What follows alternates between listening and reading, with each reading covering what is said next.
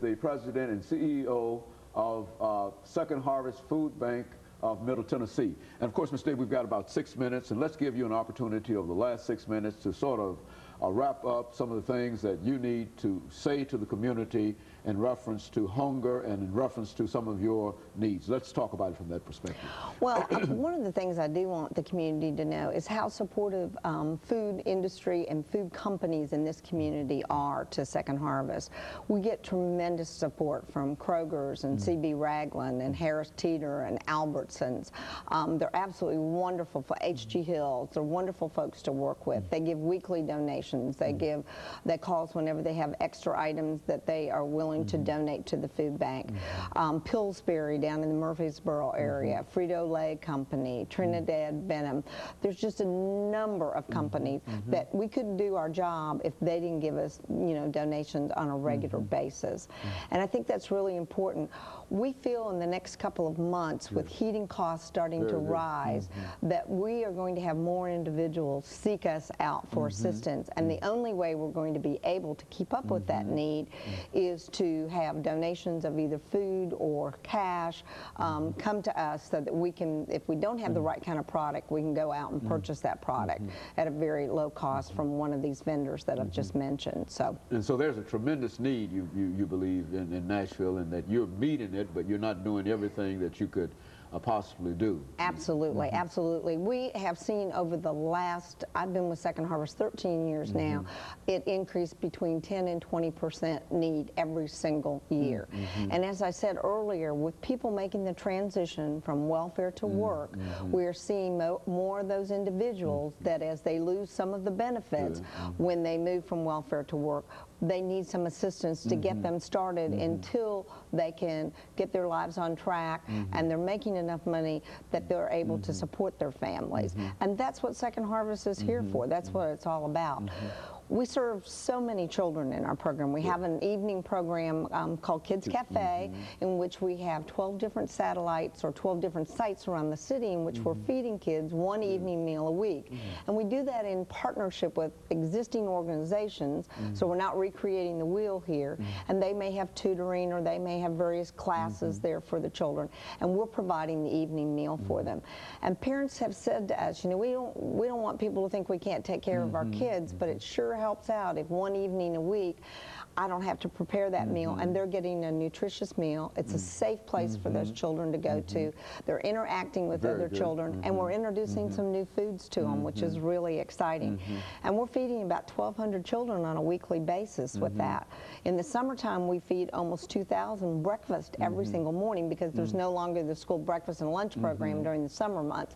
So we serve breakfast at almost 25 sites, and it's due to the generosity of Purity, Kellogg's, Ronald McDonald Charities, folks like that we can do the kind of things that we do. So you get a lot of support, much more support than perhaps people would probably recognize from such organizations as these large corporations and et cetera. And so these in a real sense help you to support your entire program. Exactly, exactly.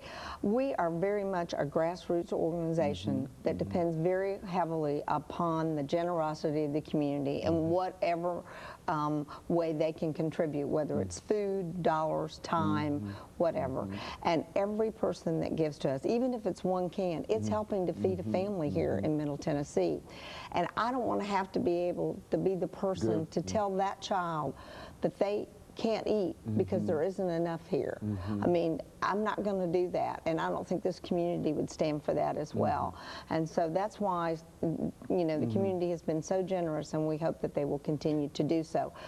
96 cents of every dollar given to Second Harvest goes to helping feed people, and only 4% goes to administration and fundraising. So you got very low administrative costs for what you're doing. 4 cents out of every dollar that you take to run your plant, and you're giving away 96 cents worth of food. It's feeding people. And I think that's really significant, and we're very proud of that. And we do it with very dedicated staff and volunteers. We have a board of directors of 21 individuals here in the city that are community leaders that help us to do that on a regular basis. I think over the last minute that we have, and before we give you an opportunity to make a final comment, Stay, I think one of the things that many people don't recognize, and I think we've repeated it over and over here during this show, because I think that's one of the most important things about what we're talking about, is that you don't necessarily have to be lazy and poor in order to fall into a situation like that. You could really have a job, but you can still need the support and assistance of the organization that you're working with.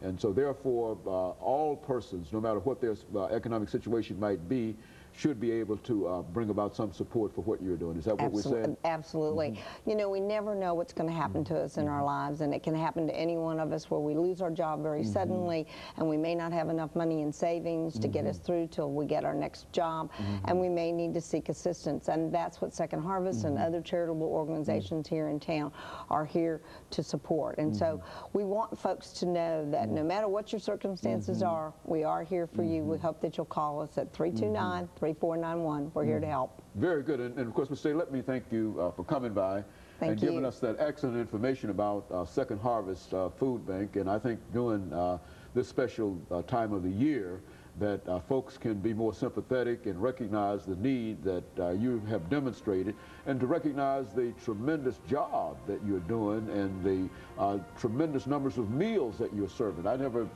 conceived of an organization that large and doing what you're doing. And let me encourage our audience to tune in again next week for another informative edition of Comments. Thank you and good morning.